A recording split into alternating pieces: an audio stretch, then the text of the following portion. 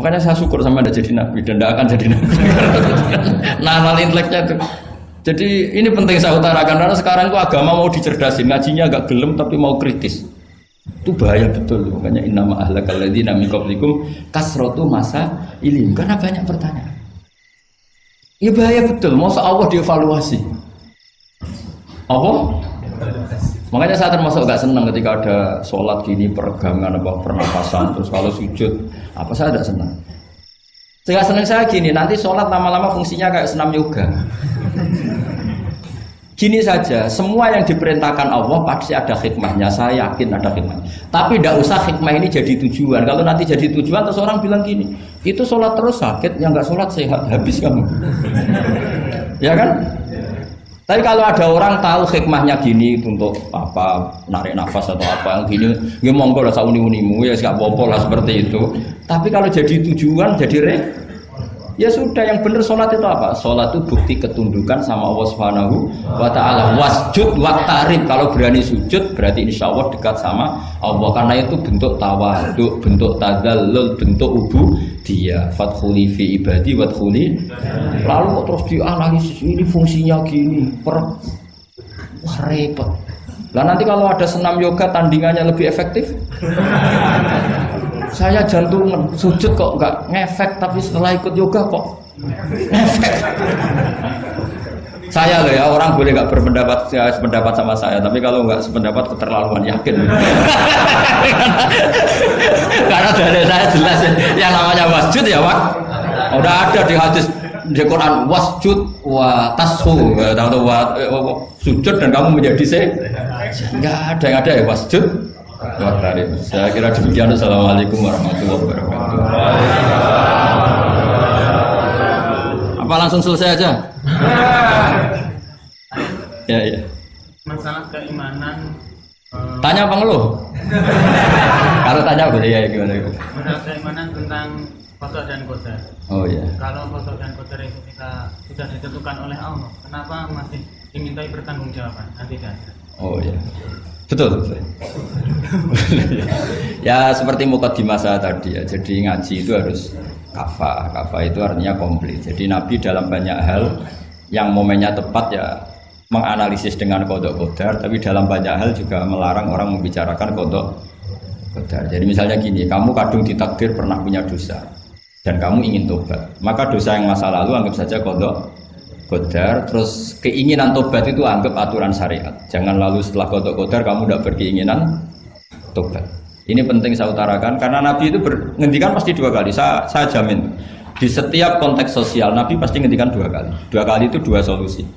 Nabi pernah ngendikan idza dzikiral qadar fa'amsiku wa idza dzikra ashabi fa'amsiku. Jika umatku telah menjustifikasi qada dan qadar fa'amsiku, kamu jangan ikut-ikut. Karena nanti akan yang zina enggak apa-apa, saya sudah qada qadar, yang maling ya enggak apa-apa karena sudah qada. Wah bahaya, bisa hancur syariat kalau seperti itu. Tapi ada banyak hal yang Nabi mengisnadkan itu ke qada qadar. Kayak cerita Nabi Musa dan Nabi Adam. Ada kan di hadis Sahih itu jelas. Ini dengerin, ini betul di hadis Sahih. Nabi Musa itu saking Israelnya, memang beliau orang apa? Pertama, semua Nabi kan pasti ngalami diangkat ke alam roh. Nabi loh ya, tidak sampean Nabi. Sama tidak usah ambisi begitu, Nabi ini. Ketika beliau diangkat di alam roh itu ketemu Nabi Adam. Padahal Nabi Adam kan Abul Basar, tokoh utama ada.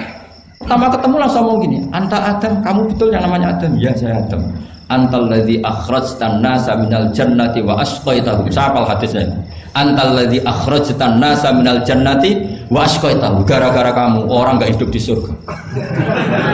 Jadi kalau sampean marah gara-gara kamu, saya harus cari uang sampai Korea. Coba kalau kita masih di surga, enggak perlu kerja di mana? Karena semuanya tersediakan, enggak punya istri jelek, semuanya cantik karena bidadari. Gara-gara jenengan kita harus keluar di bumi dan keluar dari surga. Nabi Adam itu karena orang sepuh ya, beliau santai saja. Anta Musa, kamu betul Musa? Ya, saya Musa. Anta kalimu, ya saya kalimu. Anta Sofio, ya saya. Nabi Adam masih muji-muji. Ini pentingnya orang bijak. Jadi kalau sama nanti ngelawan saya tetap bijak insya Allah. Tapi sampai bisa neraka, ngelawan kiai itu dosa. Dosa sekali, bukan dosa biasa, sangat dosa. Nabi Musa, Nabi Adam masih anta sofi wa anta kalimu. Bukankah kamu melihat di Taurat bahwa saya akan dosa dan akan dosa saya sudah ditulis 40 tahun sebelum saya dosa? Iya ya Musa. Iya ya Nabi Adam, ya betul gitu. Berarti kamu mengkritik saya atalumunani fi amrin qad qadahu. Kamu mengkritik saya, menyalahkan saya dengan sesuatu yang sudah digodok-godok oleh Allah sebelum saya lakukan. Jadi sudah ditulis sama Allah 40 tahun sebelum saya salah sudah ditulis skenario-nya nanti Adam akan salah terus keluar dari surga. Memang dari awal skenario-nya seperti itu. Itu ibarat istri kamu sudah tahu ini kalau miskin setia, kalau sudah kaya nanti pola, itu sudah tahu. Tapi anehnya istri kamu ketika nyata pola kok tidak siap, padahal sebetulnya sudah tahu gitu ya kan. Makanya saya kalau ngaji di mana-mana bilang kelirunya orang Indonesia itu satu, kalau ilmunya terbukti itu tersiksa, itu kelirunya orang ini. Semua cowok tahu nggak? Semua lelaki tahu nggak? Kalau nggak pernah nafakoi diomelin, tahu nggak? Tahu. Tapi ketika itu nyata nggak siap. Harusnya ketika nyata diomelin, alhamdulillah ilmu saya benar terus. Tapi istri kamu juga gitu. Biasanya wong lanang nek duwe akeh pola. Terus dengar sampean mulai cinta orang lain. Harusnya kan alhamdulillah ilmu saya benar kan. Artinya gini, manusia saja bisa memprediksi.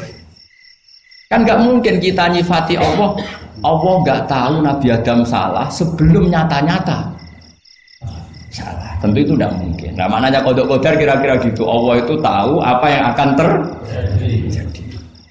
Tapi tetap saja ini nggak boleh dipakai justifikasi untuk maksiat. Makanya jelas aturan Quran, saya mohon kamu nggak boleh salah. Ini nanti saya baca. Saya hafal tapi ini biar tamu ayatnya. Itu ayatnya kan ma asoba musibatin fil ardi wala fi anfusikum illa fi kitabim min qabli an nabraha inna dzalika 'ala Allahi yasir likai la ta'sau 'ala ma fatakum wala tafrahu bima. Jadi apa yang mengenai kamu di bumi maupun ada pada diri kamu, anggap saja itu yakini saja sebagai qada qadar supaya kamu tidak putus asa apa yang sudah terlewatkan dan tidak bangga dengan apa yang kamu sudah. Misalnya saya ini kan termasuk kiai keren misalnya itu saya tidak pernah bangga karena memang ditulis kalau suatu saat Gus Bae itu keren, jadi bangganya di mana kan sesuai skena. Jadi untuk menghilangkan ujub bangga itu dengan cara iman sama qada qadar.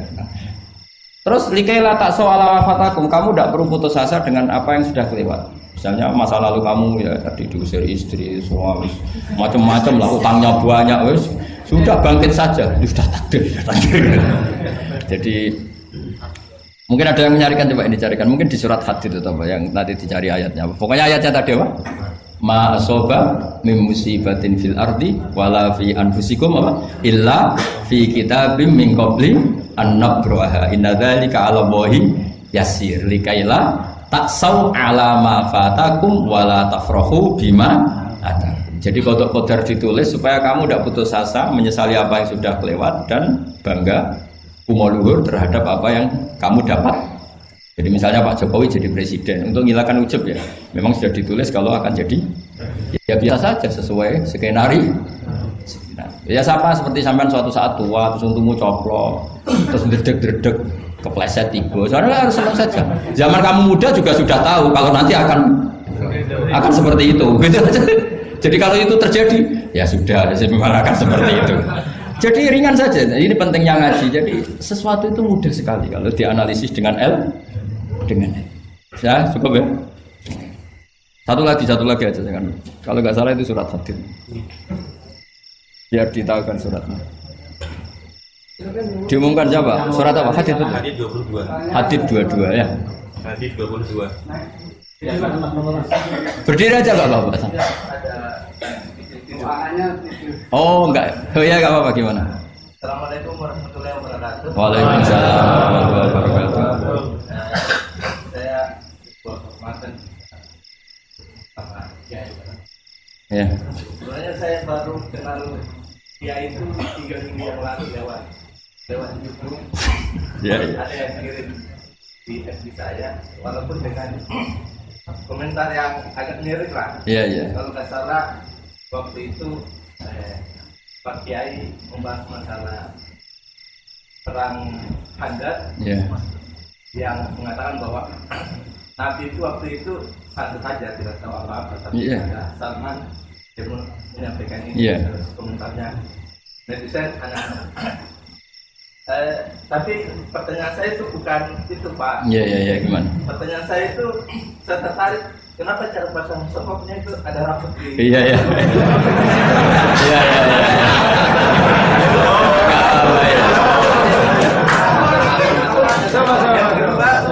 Yang kedua, sebenarnya hal umum.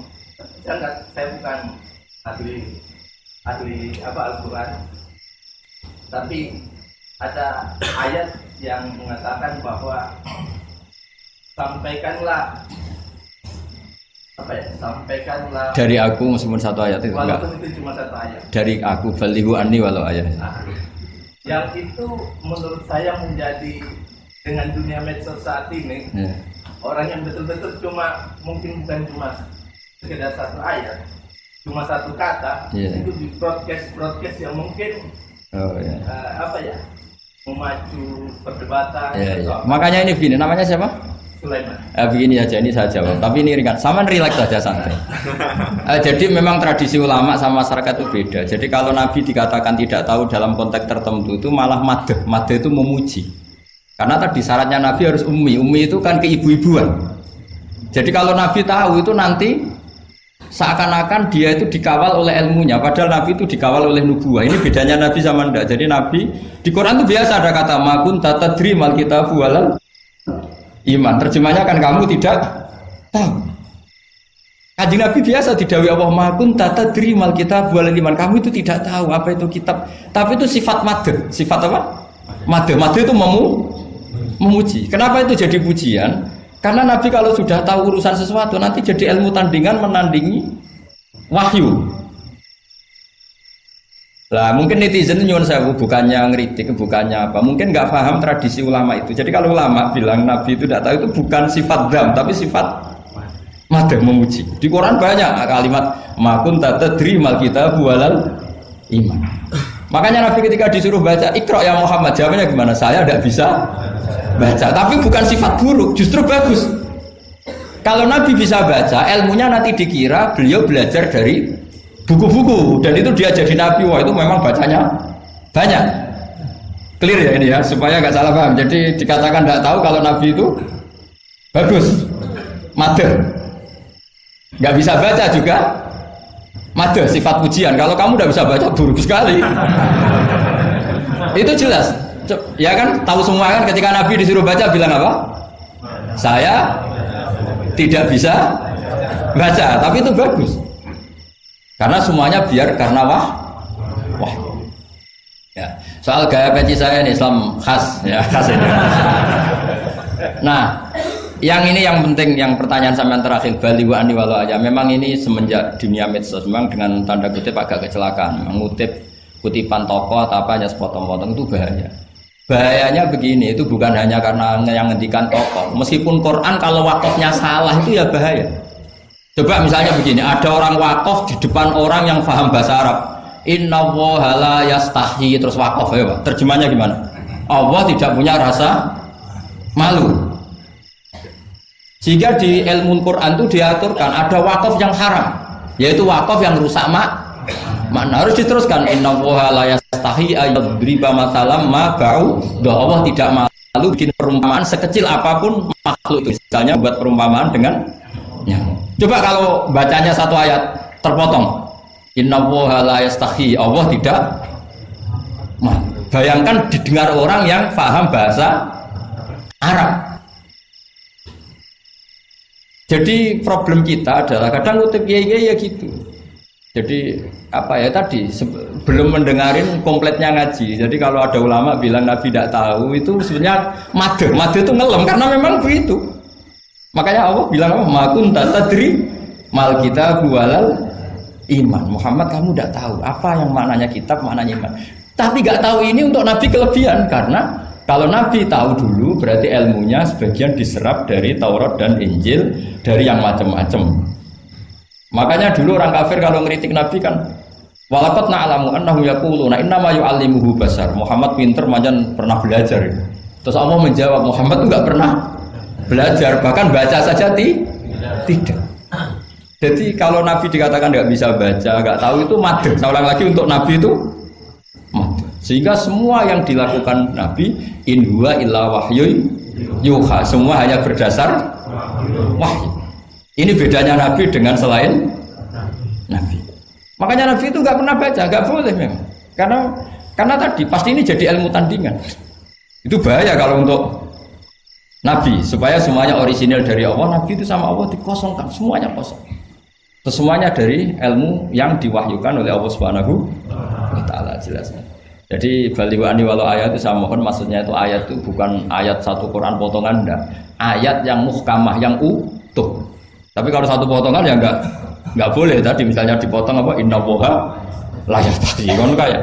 Makanya di bab ilmu tajwid kan diterangkan wa ba'da tajwidika lil hurufi la budda mim ma'rifatil wuqufi. Setelah kamu tahu tajwid, ikhfa, idgham, idgham, kamu harus mengenal ilmu waqaf. Karena sekali salah waqaf itu fa. Ya gitu Mas Leman ya. Assalamualaikum warahmatullahi wabarakatuh.